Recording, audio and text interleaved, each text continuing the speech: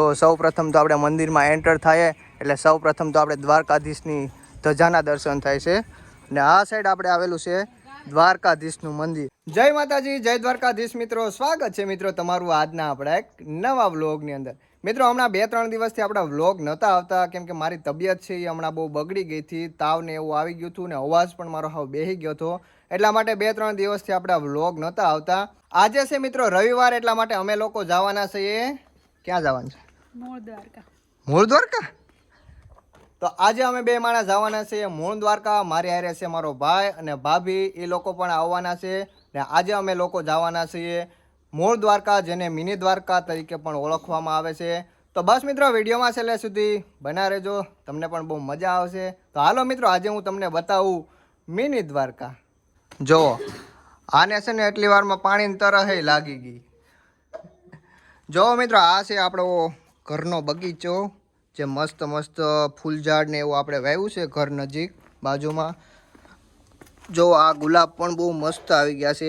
આ હું નર્સરીમાંથી લાવ્યો હતો, જે એક રોપો છે એ આપણે 150 રૂપિયાનો આવ્યો હતો અને જો અત્યારે એમાં પહેલા વહેલા 3 ગુલાબ આવ્યા છે। આ તો આપણા ઘર નજીક કરેલો બગીચો છે। આ છે આપણી વાડી, એમાં અત્યારે બધીમાં ઘઉં કર્યા છે। તો હાલો મિત્રો હવે આપણે અહીંથી નીકળીએ કેમ કે બપોરના વાગી ગયા છે 2 અને અત્યારે આપણે 2 વાગ્યે છે એ વ્લોગ સ્ટાર્ટ કર્યો છે।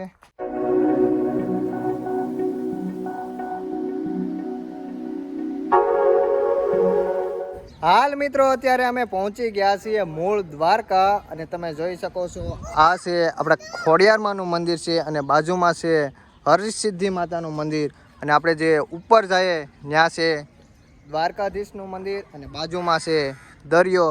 અને લોકેશનની વાત કરીએ તો મિત્રો અહીંયાનું લોકેશન પણ એકદમ બહુ જોરદાર છે। તો હાલો મિત્રો સૌ પ્રથમ તમને હું અહીંયા ખોડિયારમાંના દર્શન કરાવું, પછી અહીંયા કરાવું હરસિદ્ધિ માના દર્શન અને પછી કરાવું દ્વારકાધીશના દર્શન।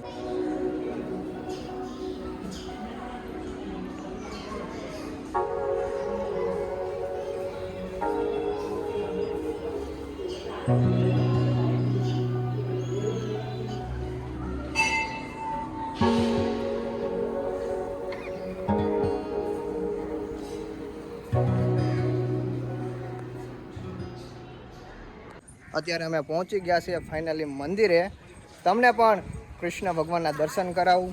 જો સૌ પ્રથમ તો આપણે મંદિરમાં એન્ટર થાય એટલે સૌ પ્રથમ તો આપણે દ્વારકાધીશની ધજાના દર્શન થાય છે અને આ સાઈડ આપણે આવેલું છે દ્વારકાધીશનું મંદિર ને એ બાજુમાં જો આ દરિયાનો નજારો છે ને આ છે આપણે દ્વારકાધીશનું મંદિર, જેને મિની દ્વારકા તરીકે પણ ઓળખવામાં આવે છે।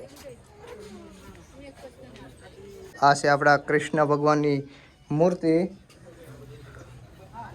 અને જો અહીંથી દરિયાનો નજારો પણ જોરદાર આવે છે, એકદમ યુનિક લાગે છે બધું। જો એ મજાનો અહીંથી એટલો ઠંડો પવન આવે। ફાઇનલી મિત્રો આપણે દ્વારકાધીશના પણ કરી લીધા છે દર્શન અને હવે જઈએ આપણે દરિયા કિનારે। જો આ છે દરિયા કિનારો, અમારા છોટું મોટું તો જો આગળ આગળ દોડ્યા જાય છે।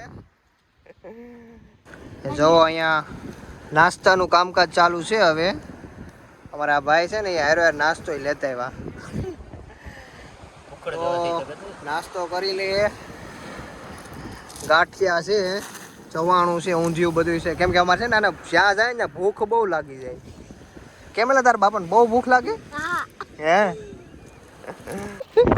ઓર આ કરટલા પકડે જોઈ લ્યો તો ક્યાં આપણે આયા ખાતો પડી નાખી દો।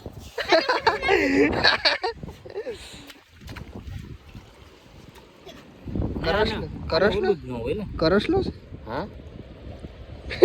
લાંઘાનો હોય જો સેવો લાંઘા તો ભારે મોટા છે આવર ગયા એલા તાર પપ્પા કરસલા પકડે।